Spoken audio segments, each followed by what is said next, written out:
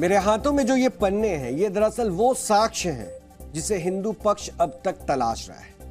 ये वो सबूत हैं जिनके आधार पर हम उस सच्चाई को आपके सामने लेकर आना चाहते हैं जिसमें यह बार बार कहा जाता है हिंदू पक्ष की तरफ से कि शाही ईदगाह पर पहले कृष्ण मंदिर था, यानी ये जमीन श्री कृष्ण की है। अब इसकी सच्चाई क्या है, इसकी पड़ताल हमने की और ये पूरा विश्लेषण आज इसी पे आधारित है, यानी वो अनदेखा सच जो आज साक्ष्य मैं आपके सामने पेश करूंगा, वो दरअसल अब तक किसी के सामने आया नहीं था। हिंदू पक्ष इस बात को जान रहा था, लेकिन अब तक इन पन्नों से वो कहीं ना कहीं दूर था। इसलिए ये साक्ष्य और ये किताब, ये वो साक्ष्य है एएसआई का जिसमें ये दावे और भी ज्यादा मजबूती से पेश होंगे। इसलिए इन तमाम साक्ष्यों को आपके बीच में रखूं, उससे पहले आपको यह जरूर बता दें कि आज की डीएनए की शुरुआत हम अपनी उस मुहिम से करेंगे जिसके जरिए हम प्राचीन हिंदू मंदिरों के अवशेषों पर खड़ी मस्जिदों का सच दुनिया के सामने रख रहे हैं। हमने आपको ज्ञानवापी मस्जिद का सच दिखाया, हमने आपको बदायूं की जामा मस्जिद का सच दिखाया और अब हम आपको मथुरा में शाही ईदगाह मस्जिद का भी सच दिखाएंगे जिसके चप्पे चप्पे पर हिंदू मंदिर की मोहर लगी हुई है। लेकिन मुस्लिम पक्ष इस सच को स्वीकार करने की हिम्मत नहीं जुटा पा रहा है। आज हम आपको मथुरा की शाही ईदगाह मस्जिद और कृष्ण जन्मभूमि से जुड़े वो साक्ष्य दिखाने जा रहे हैं जिसके बाद शायद दरबारी इतिहासकारों की नींद भी उड़ जाएगी। मैं आपको श्री कृष्ण जन्मभूमि से जुड़े वो साक्ष्य दिखाऊंगा जिसे आपसे सदियों तक छुपाया गया है। क्या आपने कभी इतिहास की किसी किताब में पढ़ा कि आज से 160 वर्ष पहले आर्कियोलॉजिकल सर्वे ऑफ इंडिया ने मथुरा की शाही ईदगाह मस्जिद के प्राचीन मंदिर के अवशेषों पर बने होने की पुष्टि की थी? क्या आपने पढ़ा है? क्या आपको किसी ने आज तक बताया कि अंग्रेजों के जमाने में वर्ष 1832 से 1935 तक मथुरा की जिला अदालत से लेकर इलाहाबाद हाई कोर्ट तक ने हर बार पूरी जमीन का मालिक हिंदुओं को माना था? आज भी मथुरा के राजस्व रिकॉर्ड में जिस जगह पर मस्जिद बनी है उसके मालिक के तौर पर श्री कृष्ण जन्मस्थान ट्रस्ट लिखा हुआ है। आज मथुरा के श्री कृष्ण जन्मस्थान शाही ईदगाह से जुड़े सभी दस्तावेज मैं अपने साथ लाया हूं। ये तमाम वो दस्तावेज हैं जो अब तक आपसे छुपे हुए थे और इनमें से कई कागजों को आपने पहले कभी नहीं देखा होगा। यानी ये तमाम सबूत हम आपके सामने रखेंगे। सबूत नंबर 1 जो होगा ये अरबी में है, लेकिन ये तमाम साक्ष्य जो हैं ये आज से 160 वर्ष पुरानी आर्कियोलॉजिकल सर्वे ऑफ इंडिया की रिपोर्ट है और साथ ही साथ इस किताब में ये तमाम चीजें लिखी हुई है। ये तमाम चीजें आपके सामने मैं रखूंगा। और सबूत नंबर 2, 27 जनवरी 1670 को दिया गया मुस्लिम आक्रांता औरंगजेब का ये फरमान। इस फरमान की कॉपी भी, ये साक्ष्य भी आज मैं अपने हाथ में लेकर आपके बीच में मौजूद हूं और इसे भी मैं आपको दिखाऊंगा, जिस साक्ष्य को भी आज देखना बहुत जरूरी है कि औरंगजेब ने उस वक्त क्या फरमान दिया था और किस तरह से केशवराव मंदिर को तोड़ा गया था और उसके अवशेषों को सीढ़ियों के नीचे दबा दिया गया था। सबूत नंबर 3, 1968 के उस समझौते की ओरिजिनल कॉपी जो श्री कृष्ण जन्मस्थान सेवा संघ और शाही ईदगाह इंतजामिया कमेटी के बीच हुआ था। यानी साक्ष्य नंबर 3 के बाद आपके सामने वो एग्रीमेंट की कॉपी भी मैं सामने रखूंगा। और सबूत नंबर 4 आपके सामने मैं रखूंगा वर्ष 1935 का इलाहाबाद हाईकोर्ट के फैसले की कॉपी जिसने इस विवाद में हिंदुओं के पक्ष में फैसला सुनाया था और ये वो कॉपी है। अलावा इसके जो 5वां साक्ष्य मैं आपके सामने रखूंगा, 5वां सबूत जो मैं आपके सामने रखूंगा, हमारे पास उत्तर प्रदेश सरकार के राजस्व विभाग का वो दस्तावेज भी है जिसमें शाही ईदगाह मस्जिद की जमीन का मालिकाना हक श्री कृष्ण जन्मभूमि ट्रस्ट के नाम दर्ज है और ये साक्ष्य भी दस्तावेजों के साथ आपके बीच में रखेंगे। ये वो अकाट्य सबूत हैं जो साबित करते हैं कि मथुरा की शाही ईदगाह मस्जिद प्राचीन कृष्ण मंदिर को तोड़कर बनाई गई थी। लेकिन इन दस्तावेजों में लिखे सच को समझने के लिए जरूरी है कि आपको इस विवाद का इतिहास पता हो। तो सबसे पहले आपको वही बता देते हैं। पहले आप इतिहास जान लीजिए। दरअसल ये पूरा विवाद 13.37 एकड़ जमीन को लेकर है जिसमें 10.9 एकड़ जमीन श्री कृष्ण जन्मस्थान और 2.5 एकड़ जमीन शाही ईदगाह मस्जिद के पास है। यह बंटवारा 1968 के समझौते के आधार पर हुआ है, लेकिन यह समझौता भी विवादों में है, जिसके बारे में हम आपको आगे विस्तार से बताएंगे।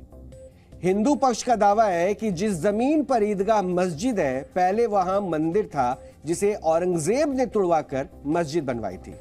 और हिंदू पक्ष का यह भी दावा है कि ईदगाह मस्जिद वही जगह है जहां कंस की कारागार में देवकी ने श्री कृष्ण को जन्म दिया था।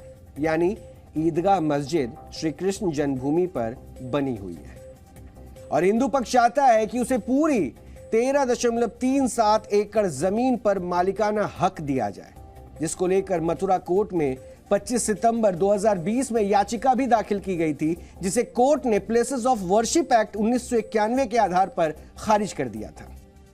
जिसके बाद 12 अक्टूबर 2020 को दोबारा पुनर्विचार याचिका दाखिल की गई, जिस पर अभी भी सुनवाई चल रही है, क्योंकि मुस्लिम पक्ष यह मानने को तैयार नहीं है कि शाही ईदगाह मस्जिद श्री कृष्ण जन्मभूमि पर बनी है, और ना ही ये मानने को वो राजी है कि औरंगजेब ने प्राचीन मंदिर को तुड़वाकर शाही ईदगाह मस्जिद को बनवाया है। लेकिन ये साक्ष्य इस बात की गवाही देते हैं। और पुरानी कहावत यह भी है कि प्रत्यक्ष को प्रमाण की जरूरत नहीं होती।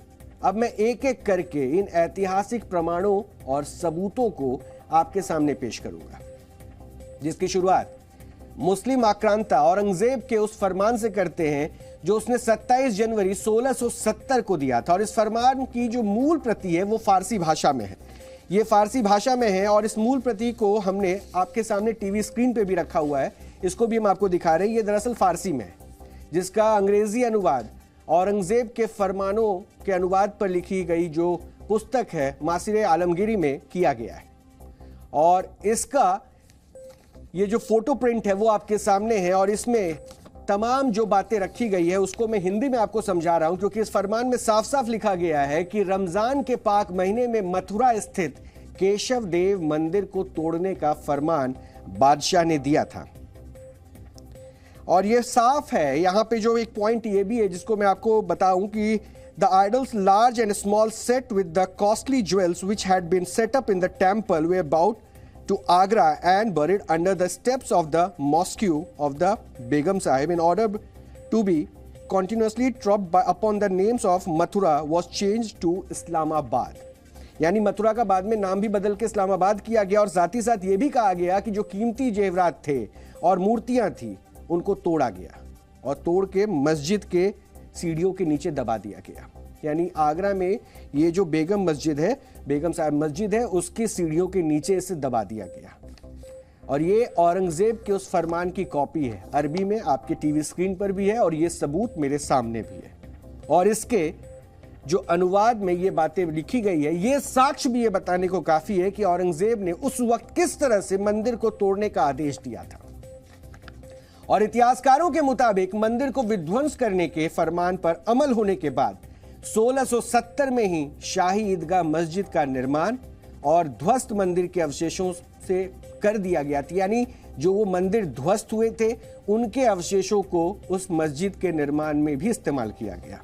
और विध्वंस से पहले मंदिर कितना सुंदर था इसका जिक्र डॉक्टर फ्रैंकियो बर्नियर ने अपनी किताब travel in the Mughal empire 1656 to 1666 में किया है। फ्रैंकियो बर्नियर लिखते हैं कि दिल्ली से आगरा के बीच 50 से 60 लीग यानी कि 277 से 330 किलोमीटर की दूरी के बीच कुछ भी देखने लायक नहीं है, सब बेकार है, सिवाय मथुरा के जहां एक प्राचीन और सुंदर मंदिर अभी भी खड़ा है। और इसके साक्ष्य भी है, ये उस किताब का हिस्सा है, ये दूसरा सबूत जिसके बारे में हमने आपको शुरुआत में बताया था। और इसी में उन्होंने इस ट्रेवल की जो पूरी कहानी लिखी है और उसी का हिंदी अनुवाद जो मैंने आपको बताया, उसी में यह हिस्सा लिखा हुआ है कि उन्होंने जब दिल्ली से आगरा के बीच में ट्रेवल किया तो उस लगभग 330 किलोमीटर के रास्ते में अगर कुछ भी था तो वो मथुरा, जिसे देखा जा सकता था। और इतिहासकार भी मानते हैं और इसमें यह बात भी जिक्र किया गया है कि वहां के मंदिर को देखना सबसे खास था। यह मथुरा का केशव राय मंदिर है जिसका जिक्र बर्नियर कर रहे हैं और जिसे औरंगजेब ने तुड़वाकर शाही ईदगाह मस्जिद का निर्माण करवा दिया था। लेकिन मथुरा स्थित श्री कृष्ण जन्मभूमि पर बने मंदिर को पहली बार औरंगजेब ने नहीं तोड़ा था। उससे पहले भी मुस्लिम आक्रांताओं की बुरी नजर इस पर पड़ती रही, यानी बार बार यह मंदिर आक्रांताओं के निशाने पर आता रहा और इसे बार बार तोड़ा जाता रहा। मान्यता यह भी है कि भगवान श्री कृष्ण की जन्मभूमि पर आज से 5000 साल पहले श्री कृष्ण के पौत्र वज्रनाभ ने जन्मभूमि मंदिर का निर्माण कराया था, जिसके बाद 400 ईस्वी में चंद्रगुप्त विक्रमादित्य ने इस मंदिर का पुनरुद्धार कराया। लेकिन 1017 ईस्वी में कृष्ण जन्मभूमि पर पहला इस्लामी हमला हुआ था और लुटेरे महमूद गजनी ने मंदिर पर हमला करके ध्वस्त कर दिया था और मंदिर का सामान भी लूट लेकर वो भाग गया था। इसके बाद 133 साल बीतने के बाद 1150 ईस्वी में मथुरा के राजा द्रुपद देव जनुजा ने मंदिर का पुनर्निर्माण करवाया। लेकिन 16वीं सदी में सिकंदर लोधी ने मथुरा पर हमला करके जन्मभूमि मंदिर को नष्ट कर दिया। इसके लगभग 100 साल बाद राजा वीर सिंह बुंदेला ने वर्ष 1618 में चौथी बार मंदिर का निर्माण कराया। यानी लगातार आक्रांताओं ने हमला किया और हिंदू जो राजा थे वो मंदिर का निर्माण करते रहे। लेकिन फिर 1658 में औरंगजेब ने मुगल सल्तनत की कमान संभालने के बाद 1670 में श्री कृष्ण जन्मभूमि स्थित मंदिर को ध्वस्त कर दिया और वहां शाही ईदगाह नाम की मस्जिद का निर्माण करवा दिया। लेकिन मुस्लिम पक्ष पिछले 200 वर्षों से दावा करता रहा है कि शाही ईदगाह मस्जिद का निर्माण किसी मंदिर को तोड़कर नहीं किया गया है और इस मस्जिद का निर्माण तो साल 1638 में ही हो गया था। लेकिन यह दावा कितना खोखला है, इसकी ASI सर्टिफाइड रिपोर्ट भी हमारे पास है, जिसको आज हम डिकोड करेंगे। लेकिन पहले हम आपको शाही ईदगाह मस्जिद की एक ग्राउंड रिपोर्ट दिखाते हैं, जिसकी दरो दीवार पर आज भी वो साक्ष्य मौजूद है, आज भी वो सबूत दर्ज हैं जो इस मस्जिद के नीचे दबे प्राचीन मंदिर की गवाही दे रहे हैं। और एक बात और, ये साक्ष्य अब तक लोगों से छिपा हुआ था और ये दीवारें खुद इस बात की गवाही देंगी, जहां पे हमने वो तस्वीरें आपके लिए लेने की कोशिश की है कि किस तरह से उन साक्ष्यों को मिटाने की कोशिश की गई, लेकिन फिर भी वो मिट नहीं पाए। देखिए जरूर।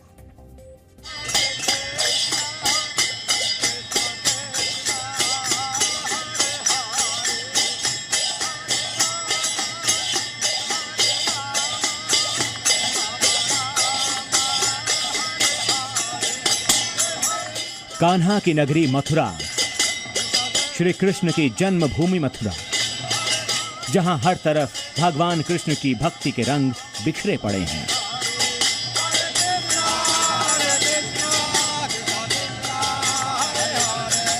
लेकिन भक्ति के इन रंगों में सराबोर इस नगरी में मौजूद है ये शाही ईदगाह मस्जिद। ये वही मस्जिद है जिसका निर्माण औरंगजेब ने उस समय के विशाल मंदिर को तोड़कर करवाया था, जिसकी निशानियां आज भी इस मस्जिद की दरों दीवारों पर मौजूद हैं। जहां ऐतिहासिक तथ्य बताते हैं कि साल 1670 में यहाँ पर जो कृष्ण मंदिर था, उस कृष्ण मंदिर को औरंगजेब ने फरमान देकर तुड़वा दिया था और उसके बाद इस शाही ईदगाह मस्जिद का निर्माण करवाया था। लेकिन जो मुस्लिम पक्ष है वो ये कहता है कि नहीं, ये सब झूठ है, इस मस्जिद का निर्माण 1638 में हुआ था। लेकिन जो इतिहासकार हैं वो इतिहासकार इस बात के ऊपर मोहर भी लगाते हैं, ASI की रिपोर्ट भी इस सब चीज़ों को मोहर लगाती है कि ये जो मस्जिद है इसका निर्माण मंदिर को तोड़कर करा गया। इसके जो कुछ और सबूत हैं जिसको इतिहासकार बताते हैं वो एक बार हम लोग आपको दिखाएं। जैसे मस्जिद के जब आप ऊपर की तरफ जब आप देखेंगे तो वहाँ पर आपको कलश और तीर के निशान दिखेंगे। आपको किसी भी, अगर आप हिंदू मंदिर के ऊपर जाएंगे तो कि हर हिंदू मंदिर में आपको ये चीज़ कॉमन दिखेगी कि उसमें जो हिंदू मंदिर का जो गुंबद होता है उसमें कलश और तीर के निशान को पवित्र माना जाता है। उसी के अलावा जो ये तो दोनों गुंबद हैं, इन दोनों गुंबदों पर आप देखिए कि पहले एक बड़ा कलश है, फिर उसके बाद उससे छोटा कलश है, फिर उसके बाद तीर का निशान है। उसके अलावा जो हिंदू पक्ष है वो ये भी बता रहा है कि जो यहाँ पे मीनारें हैं, जैसे आपको यहाँ पे दो छोटी छोटी मीनारें दिखेंगी, इन मीनारों के नीचे कमल के फूल की आकृति है। कमल के फूल की आकृति हम सभी लोग जानते हैं कि जो प्राचीन हिंदू मंदिर हैं जो कि अभी भी दक्षिण भारत में भी है, वहाँ पर भी दिखाई देती है। यहाँ पर भी कुछ ऐसी ही स्थिति है कि ये जो पूरा ये जो दो मीनारें हैं, इन दोनों छोटी मीनारों के नीचे कमल के फूल जैसी आकृति दिखाई दे रही है। मस्जिद की दीवारों पर मंदिर के निशान पहचानने के लिए किसी पारखी नजर की जरूरत नहीं है। मुस्लिम आक्रांताओं ने हिंदू निशानों और प्रतीक चिन्हों को मिटाने में मेहनत तो पूरी की, लेकिन कहते हैं ना, दुनिया में ऐसी कोई दीवार नहीं बनी जो सच को दबा पाए। एएसआई का सर्वे की इस समय मांग चल रही, लेकिन आज से 160 साल पहले इसी शाही ईदगाह के परिसर का एएसआई ने सर्वे करा था। उस समय अलेक्जेंडर कनिंगन एएसआई के डायरेक्टर थे, वो यहाँ पर आए थे। अब आपको उस सर्वे में क्या निकला था ये हम लोग एक बार आपको दिखाते हैं विजुअली। जैसे आपको यहाँ पर दीवार पे ऐसा लग रहा होगा जैसे किसी चीज को हटाया गया है, क्योंकि जो यहाँ पर दीवार है, दीवारों के रंग बदले हुए हैं। ऐसा लग रहा है जैसे दीवार को किसी ने घिसा है। एक दीवार अगर लाल रंग की है तो उसके बगल वाली दीवार हल्की सी उसके अंदर येलोइश है, यानी हल्का सा उसके अंदर पीलापन है और यहाँ पे घिसने का निशान है। अलेक्जेंडर कनिंगन ने अपने सर्वे में बताया था कि औरंगजेब ने जब हिंदू मंदिर को तोड़कर इस शाही ईदगाह का निर्माण करवाया था, तो उसके बाद जितने भी हिंदू प्रतीक चिन्ह थे उनको या तो काट के हटा दिया या तो उनके पूरी तरह से अवशेष हटा दिए। हिंदू पक्ष भी यही दावा कर रहा है कि ये जो दीवारें थी, यहाँ पर हिंदू प्रतीक चिन्ह थे, ओम के निशान थे, जिसको हटाया गया या तो उसको काट के हटाया गया या तो उसको घिस के हटाया गया। तो उसके निशान आज भी, उसके अवशेष इस दीवार पर मिलते हैं। एएसआई ने अपनी रिपोर्ट में भी ये बताया था।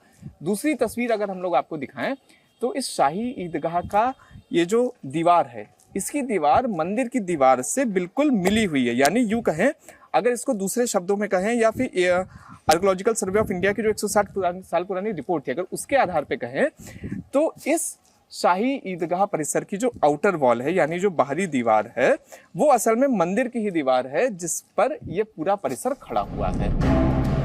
आसमान से ली गई तस्वीरों को देखिए और समझिए। पूरी 13.37 एकड़ जमीन का मालिकाना हक तो राय पटनी मल से होते हुए स्वयं भगवान श्री कृष्ण के पास आ गया, लेकिन 2.5 एकड़ जमीन के लिए सैकड़ों वर्षों से भगवान श्री कृष्ण खुद अपनी जन्मभूमि के मालिकाना हक की लड़ाई कोर्ट में लड़ रहे हैं, जिनके पैरवीकारों में शामिल हैं महेंद्र प्रताप सिंह। मैं आपको ये दिखाता हूं, देखिए ये कितना महत्वपूर्ण है। ये ओम बना हुआ है, ये ओम बना हुआ है और इस ओम को इसको रिमूव किया गया है। यहां पर अब कौन सी शाही ईदगाह मस्जिद है जहां ओम बना हुआ है? ये हिंदुओं का मंदिर है, असली गर्भगृह यही है जहां भगवान प्रकट हुए थे। ये ओम को हटाया गया यहां से।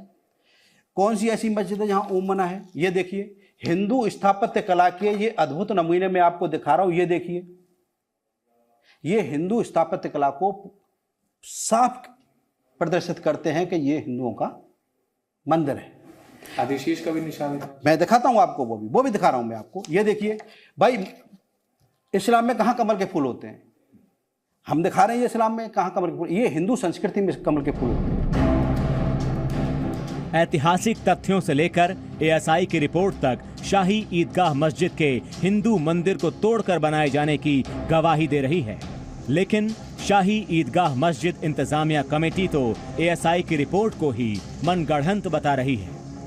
मुगल बादशाह औरंगजेब ने अपने शासनकाल में 16वीं शताब्दी में शाही मस्जिद ईदगाह का निर्माण कार्य कराया। स्पष्ट स्थिति है 1968 में जो समझौता हुआ दोनों ट्रस्टों के मध्य में, उसमें कहीं भी दोनों ट्रस्टों ने कहीं अभी तो आज तक की तारीख में कोई इससे इनकार नहीं किया, और वो समझौता कोई स्वामित्व को लेके या मालिकाना हक को लेकर कभी कोई समझौता नहीं था। दोनों धर्म स्थल भव्यता से कायम है, अपने अपने स्थान पर कायम है।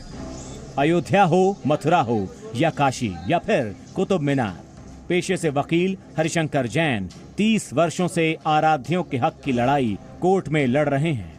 वो मथुरा में हिंदू मुस्लिम पक्ष के बीच हुए 1968 के समझौते को फ्रॉड की संज्ञा दे रहे हैं और उम्मीद जता रहे हैं जैसे अयोध्या में जीत हासिल की वैसे ही मथुरा में करेंगे। समझौता करके जो आपका इलीगल काम था उसको आपने एक लीगलाइज करने की कोशिश की और वो फ्रॉड किया। तो इतना बड़ा फ्रॉड मैंने एक्सपोज किया है कोर्ट सामने कि जिसने भी उसको पढ़ा देखा, कोर्ट को भी ताजुब करी फ्रॉड कैसे हो गया। और इसका जो समझौता है वो सामने दिख रहा है कि जो दो पक्षकारों ने समझौता किया उन्हें हिंदू जनता पर बाइंडिंग है, न किसी डिवोटी बाइंडिंग है, न डेटी पे बाइंडिंग है और न ट्रस्ट पे बाइंडिंग है। तो हमारी प्रॉपर्टी 2 आदमी मिलके समझौता करके बेच लें तो क्या हमको बेदखल कर देंगे? भाई देश संविधान चलता है, जो कानून बने हैं उससे चलेगा। तो जो हमारे कानून बने उसके हिसाब से मुझे पूरी उम्मीद है कि चल के आगे चलकर न्याय मिलेगा और श्री कृष्ण जन्मभूमि पर भव्य भगवान कृष्ण का मंदिर बनेगा। मथुरा जन्मभूमि और शाही ईदगाह के विवाद पर मथुरा की अलग अलग अदालतों में कई मुकदमे चल रहे हैं, लेकिन प्रत्यक्ष को प्रमाण की जरूरत नहीं होती। शाही ईदगाह मस्जिद खुद इसकी गवाही दे रही है कि श्री कृष्ण जन्मभूमि अगर कहीं है तो यही है, यही है। मथुरा से शिवांक मिश्रा, जी मीडिया। वैसे तो ये ग्राउंड रिपोर्ट ही अपने आप में ये साबित करती है कि जिस तरह अयोध्या में राम जन्मभूमि पर बाबरी मस्जिद बनाई गई, उसी तरह मथुरा में श्री कृष्ण जन्मभूमि पर शाही ईदगाह मस्जिद बनाई गई थी। लेकिन इस बात पर किसी को कोई शक बाकी ना रहे, इसका भी आज हमने पूरा इंतजाम किया है और इसलिए हम उसी तैयारी के साथ आपके सामने ये विश्लेषण लेकर आए। मेरे हाथ में इस वक्त आर्कियोलॉजिकल सर्वे ऑफ इंडिया यानी कि ASI की वर्ष 1862 से लेकर 1865 तक यानी 3 वर्षों तक देश के कई हिस्सों में किए गए सर्वेक्षण की रिपोर्ट है और जिसके लिए ASI के संस्थापक और तत्कालीन प्रमुख अलेक्जेंडर कनिंघम ने मथुरा जाकर शाही ईदगाह का भी सर्वेक्षण किया था, यानी पूरा सर्वे किया था। जी हां, आज से 160 वर्ष पहले शाही ईदगाह का सर्वेक्षण हुआ था और इस सर्वे में जो सच सामने आया था वो मेरे पास मौजूद है और वो इस किताब में दर्ज है और सच्चाई को इस किताब में लिखा गया है और आप भी चाहें तो इस किताब के जरिए उस बात को पढ़ सकते हैं। रिपोर्ट के पेज नंबर 235 से लेकर 237 तक, यानी रिपोर्ट को आप पढ़ेंगे तो 235 से लेकर 237 तक के पन्नों को पढ़ जाइए। वहां पे अलेक्जेंडर कनिंघम ने शाही ईदगाह का सर्वे करते हुए लिखा था कि मथुरा के कटरा बाजार के बीचों बीच एक मस्जिद है जिसे लोग कहते हैं कि इसे औरंगजेब ने केशव राय या फिर केशव देव मंदिर को तोड़कर बनवाया था। इसके अलावा भी उन्होंने कई सारी बातें ऐसी लिखी है जिस पर आपको जरूर ध्यान देना चाहिए। उन्होंने साफ साफ लिखा है कि one slab has bat 1713 Fagun, the initial Sam of the Sambat having been cut off. Another slab has the name of Kesorai, the rest being wanting. और ये तथ्य है, ये सच्चाई सामने रखने की कोशिश की गई है कि उन्होंने सर्वे में ये पाया, स्लैब पर ये अंकित है, लिखा हुआ है और यहीं पर कनिंघम लिखते हैं कि लोगों का ये आरोप है कि मेरे सर्वे में सत्य पाया गया। मस्जिद की दीवारों पर लिखे कई देवनागरी लिपि के अक्षरों को मुसलमानों ने काट काट कर हटा दिया है और हमारी ग्राउंड रिपोर्ट में भी इस बात की पुष्टि हुई है जिसे अभी हमने आपको दिखाया था। कनिंघम ये भी लिखते हैं कि मस्जिद की दीवार पर एक जगह वत 1713 फागुन लिखा हुआ है जिसके बारे में मैंने अभी आपको बताया, लेकिन मुसलमानों ने संवत के सम को काट दिया है, यानी हर साक्ष्य को मिटाने की पूरी कोशिश की गई। हिंदू मंदिर होने का अगला प्रमाण कनिंघम बताते हैं कि मस्जिद की दीवार पर केशव राय लिखा हुआ था और यही केशव राय का जिक्र है। आप जाएंगे 236 नंबर पेज में और वहां के पहले पैराग्राफ में ही इस बात का जिक्र है। केशव राय जो श्री कृष्ण के मंदिर का नाम था जिसे औरंगजेब ने तुड़वाकर शाही ईदगाह बनवाई थी। वहीं एक अन्य दीवार पर सन 1720 लिखा हुआ है और हिंदू कैलेंडर की ये तिथियां जो मस्जिद की दीवार पर लिखी हुई हैं वो अंग्रेजी वर्ष के हिसाब से 1656 से लेकर यानी 1656 से लेकर 1663 की बीच की है, यानी मंदिर के विध्वंस से पहले की।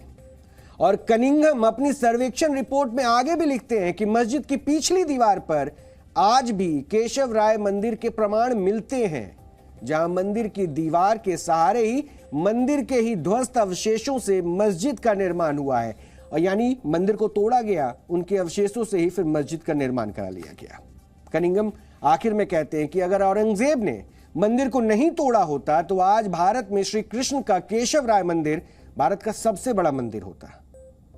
यह तो बात हुई ASI की 160 वर्ष पुरानी सर्वे रिपोर्ट की, जिससे यह साबित होता है कि शाही ईदगाह मस्जिद को प्राचीन केशव राय मंदिर को तोड़कर बनाया गया और ये ASI की सर्वे है 160 साल पुरानी, और इसे भले ही आज लोग दरकिनार करते हैं, लेकिन ये साक्ष्य है जो बार बार चीख चीख कर कुछ अलग कहानी बताता है, जिसे ढकने की कोशिश की गई, जिसे तोड़ने की कोशिश की गई। और ये अनसुना नहीं था, लेकिन अनदेखा जरूर था, ये सच। अब हम आपको वर्ष 1935 में इलाहाबाद हाई कोर्ट के उस फैसले की भी कॉपी दिखाना चाहते हैं, जिसमें श्री कृष्ण जन्मभूमि के मालिकाना हक पर विस्तार से रोशनी डाली गई थी। इस फैसले की ये कॉपी इस वक्त मेरे साथ है। ये अगला साक्ष्य है जो ये बताता है, और इसमें भी साफ साफ लिखा है कि मथुरा में 13.37 एकड़ जमीन, जहां आज श्री कृष्ण का मंदिर है और शाही ईदगाह है, उसका असल मालिकाना हक हिंदू राजा पटनीमल के वंशजों के पास है। और फैसले में यह भी लिखा गया है कि राजा पटनीमल के वंशजों ने दावा सिर्फ जमीन पर किया था, मस्जिद पर नहीं, इसलिए कोर्ट ने मुसलमानों को सिर्फ नमाज अदा करने की छूट दी थी। और उसके इस ऑर्डर की कॉपी भी हम आपको यहां पर टीवी स्क्रीन पर लगातार दिखा रहे हैं। यह फैसला वर्ष 1935 को आया था, जिसमें करीब 9 वर्ष बाद राजा पटनीमल के वंशजों ने पूरी 13.37 एकड़ जमीन भव्य श्री कृष्ण मंदिर निर्माण के लिए 3 लोगों के नाम कर दी, जिसकी रजिस्ट्री की कॉपी भी हम आपको दिखाएंगे। ये रजिस्ट्री की भी कॉपी है, और ये कॉपी आपके टीवी स्क्रीन पर भी हम लगातार दिखा रहे हैं। इसकी ये कॉपी मेरे साथ में है, ये जेरोक्स कॉपी है, जिसमें लिखा है कि इस जमीन के एवज में राजा पटनीमल के वंशजों को 13,400 रुपए का भुगतान किया गया है। यह रजिस्ट्री की कॉपी है, जिसमें कितनी कीमत पर इसे बेचा गया, दिया गया, ये सब कुछ लिखा हुआ है। और इस खरीद बिक्री के खिलाफ मुस्लिम पक्ष वर्ष 1946 में कोर्ट में चला गया था, लेकिन कोर्ट में मुस्लिम पक्ष की ये याचिका खारिज कर दी जाती है। और इसके बाद 21 फरवरी 1951 को श्री कृष्ण जन्मभूमि ट्रस्ट बना, और पूरी 13.37 एकड़ जमीन भगवान श्री कृष्ण विराजमान को समर्पित कर दी जाती है। और वर्ष 1953 में मंदिर का पुनर्निर्माण भी शुरू हो जाता है, लेकिन इस 13.37 एकड़ जमीन में 2.5 एकड़ जमीन पर शाही ईदगाह मस्जिद काबिज है, और सिर्फ 10.9 एकड़ जमीन पर ही श्री कृष्ण जन्मस्थान मंदिर बन पाता है। यानी बाकी की 2.5 एकड़ जमीन वैसे तो श्री कृष्ण जन्मभूमि ट्रस्ट के नाम थी, लेकिन कब्जा मुस्लिम पक्ष का ही रहता है। और सारे विवाद की जड़ यही 2.5 एकड़ जमीन है, जिस पर मुस्लिम पक्ष अपना दावा करता है। और इस दावे का आधार है वर्ष 1968 का वो कथित समझौता जो इस समय सवालों में है। मुस्लिम पक्ष इसी समझौते को आधार बनाकर 2.5 एकड़ जमीन पर अपना दावा छोड़ने को तैयार नहीं है। अब आपके लिए जानना भी जरूरी है कि आखिर 1968 का समझौता था क्या, और यह समझौता हुआ क्यों था। असल में वर्ष 1967 में हिंदू पक्ष भगवान श्री कृष्ण विराजमान की 2.5 एकड़ जमीन पर बनी मस्जिद को हटाने के लिए मुकदमा दायर करता है, लेकिन मुकदमे के बीच में ही श्री कृष्ण जन्मस्थान सेवा संघ के उपमंत्री देवदर शर्मा शास्त्री कथित रूप से बिना श्री कृष्ण जन्मस्थान सेवा संघ के अन्य सदस्यों और पदाधिकारियों की मंजूरी लिए, यानी उनकी किसी की मंजूरी नहीं ली जाती है, और शाही ईदगाह की इंतजामिया कमेटी के साथ समझौता कर लेते हैं। और इस समझौते की जो ओरिजिनल कॉपी है, वो भी, उसकी कॉपी भी मेरे पास में है। इस समझौते में 2 बातें सबसे अहम है, या कह लीजिए कि सबसे ज्यादा विवादित है। इस समझौते की कॉपी में इसका जिक्र है, और यहां पे पहला ये पॉइंट है, जहां पर मस्जिद है उसके अगल बगल की वो जमीन जिसका मालिकाना हक तो श्री कृष्ण जन्मस्थान सेवा संघ के पास है, लेकिन जिसका इस्तेमाल मस्जिद इंतजामिया कमेटी कर रही है। अब उस पर मुस्लिम पक्ष का ही मालिकाना हक होगा, और इसी आधार पर मुस्लिम पक्ष 2.5 एकड़ जमीन पर दावा करता है। और इस समझौते का दूसरा हिस्सा भी है जो विवादों में है। यह विवादित प्रावधान यह है कि इस समझौते के तहत जो जमीन हिंदू पक्ष के पास आई, उस जमीन के लिए कब्जा शब्द का इस्तेमाल किया गया। आप जहां भी देखेंगे हिंदू पक्ष के लिए कब्जा शब्द का इस्तेमाल है, जबकि मुस्लिम पक्ष के पास आई जमीन के लिए मिल्कियत शब्द का इस्तेमाल किया गया है। आसान भाषा में कहें तो हिंदुओं को कब्जा दिया गया और मुस्लिमों को मालिकाना हक। असल में यह समझौता ही इस विवाद की असली जड़ है, और इसी बात को लेकर अभी भी लड़ाई चल रही है, इसी बात को लेकर अभी भी बहस चल रही है। एक बार हम आपको इसमें विशेषज्ञों की राय भी सुनवाते हैं। देखो, अगर इतिहास का सिंहावलोकन करें श्री कृष्ण जन्मस्थान मंदिर के, तो सबसे पहले हमें परंपरा में या जो हमारे धर्म ग्रंथ हैं उसमें हमको ऐसा संदर्भ मिलता है कि भगवान श्री कृष्ण के प्रपौत्र थे वज्रनाभ। उन्होंने कुल देवता के मंदिर के रूप में वहाँ पर एक मंदिर की स्थापना की थी, भगवान श्री कृष्ण के मंदिर की स्थापना की थी। ये पहला हमको परंपरा में हमको ये प्रमाण प्राप्त होता है। उसके बाद जो इंस्क्रिप्शनल एविडेंस है, जिसे हम पक्के तौर पर ऐतिहासिक प्रमाण कोई भी कहता है, कोई भी उसको जांच सकता है, परख सकता है, देख सकता है।